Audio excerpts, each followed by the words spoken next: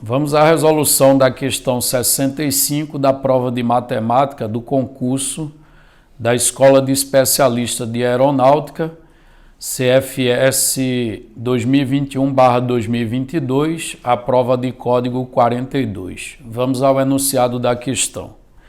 Ele diz o seguinte: simplificando a expressão y igual a esse símbolo que aparece aqui, esse C maiúsculo, com n,4 como índice, a gente lê combinação de n 4x4.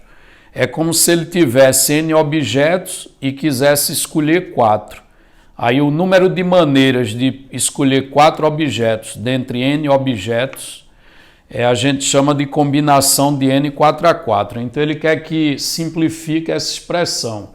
Y igual a combinação de n 4x4 dividido por combinação de n menos 1, 3x3. Aí simplificando, encontra-se y igual a letra A, n, letra B, n sobre 2, letra C, n sobre 3, letra D, n sobre 4. Vamos à solução da questão. Então está aqui a fração que ele pediu para simplificar, só que a gente vai precisar saber como calcular o símbolo combinação de NPAP, certo?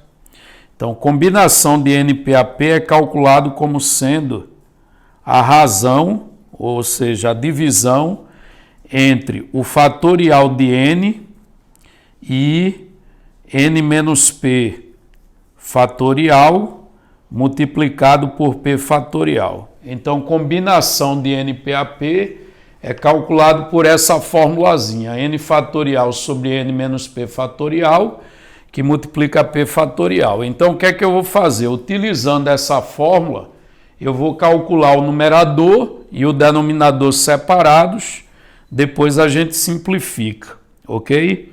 Então, vamos fazer primeiro combinação de n 4x4. Combinação de n 4x4, né, significa que eu vou trocar o n por n mesmo e o p eu vou trocar por 4. Então, vamos ficar com, no numerador, n fatorial, e no denominador vai ficar n menos 4 fatorial, que multiplica 4 fatorial. E aí, o n fatorial sobre n menos 4 fatorial, que multiplica 4 fatorial, ainda dá para a gente simplificar, certo? Só que eu vou preferir fazer essa simplificação depois de olhar para o resultado de combinação de n menos 1, 3x3. Aí vamos ver o que é que dá. Combinação de n menos 1, 3x3. Isso aqui significa que eu vou trocar o n por n menos 1 e o p eu vou trocar por 3. Então aí daria o seguinte: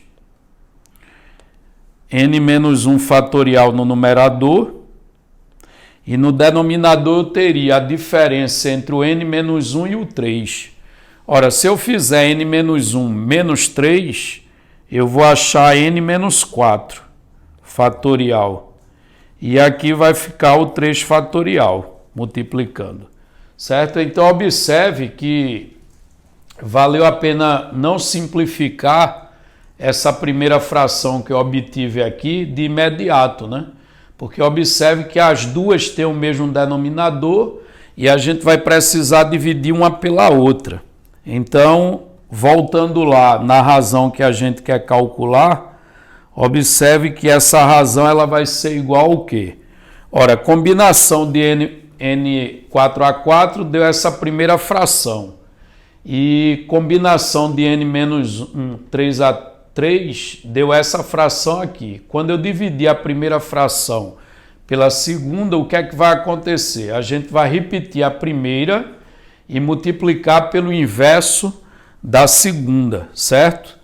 Mas se você observar, no numerador da segunda fração tem um fatorial de n menos 1.